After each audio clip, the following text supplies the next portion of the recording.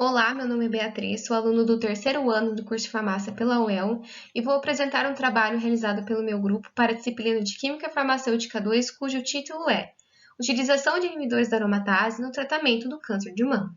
O câncer de mama é a principal causa de morte por câncer em mulheres. Somente no ano de 2018 foram reportados cerca de 2,1 milhões de novos casos. Cerca de 70% dos tumores de mama possuem receptores para hormônios, como por exemplo para o estrogênio. Sabe-se que níveis elevados de estrogênio são necessários para o crescimento e proliferação das células cancerígenas, e a aromatase é a principal enzima envolvida na síntese deste hormônio no organismo. Na imagem direita, podemos observar o papel dela no câncer de mama, onde está superexpressada nas células cancerígenas, elevando os níveis de estrogênio e contribuindo para a proliferação dessas células. Assim, um dos tratamentos farmacológicos indicados para a doença baseia-se na inibição da síntese de estrogênio utilizando inibidores da aromatase. Diante da importância dessa classe de fármacos para o tratamento da doença, no presente trabalho iremos abordar os inibidores da aromatase comparando seus índices de eficácia, seletividade e toxicidade. A aromatase pertence à família de citocromo P450.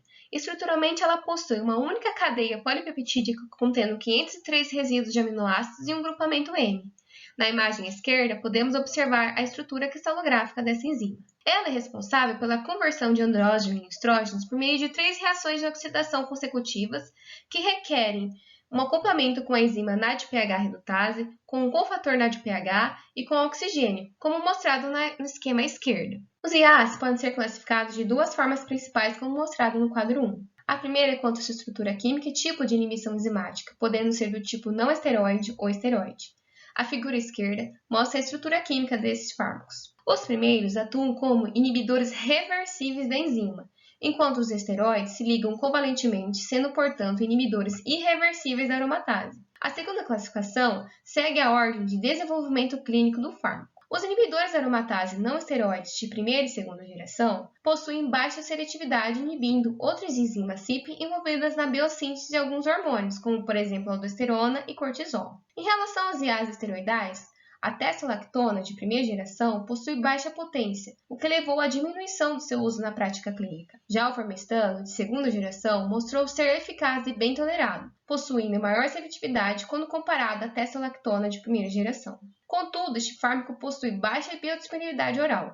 Já os inibidores da terceira geração, tanto esteroidais quanto não esteroidais, apresentam melhores propriedades farmacocinéticas e dinâmicas comparadas aos anteriores. Assim, os de terceira geração são os mais promissores.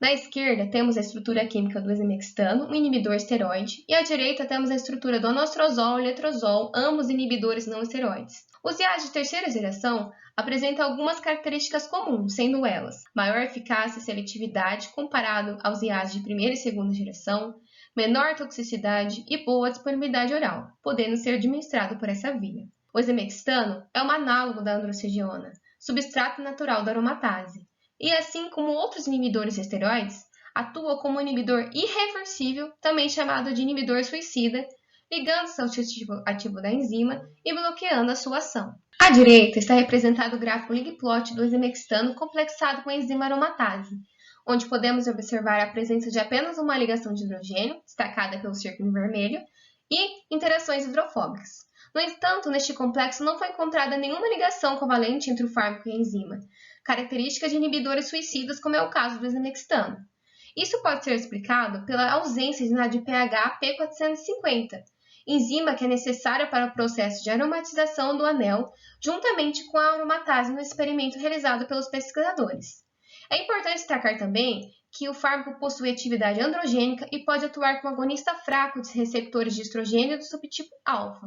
Já o anastrozol e o letrozol atuam como inibidores reversíveis da aromatase, apresentando em sua estrutura o grupo triazol, destacado em azul na molécula, que é responsável por interagir com o grupo M e inibir a enzima de forma competitiva. Recentemente, pesquisas indicaram que o letrozol poderia também atuar no sítio alostérico da aromatase, dificultando a entrada do substrato natural e inibindo a enzima de forma não competitiva. Concluindo, os inibidores da terceira geração foram os mais promissores, apresentando como vantagem serem mais eficazes, seletivos e terem menor toxicidade quando comparados a inibidores de primeira e segunda geração. Já como desvantagem, podemos citar a reação cruzada com algumas isoformas de enzima CYP, efeitos androgênicos e ação agonista em receptores de estrogênio,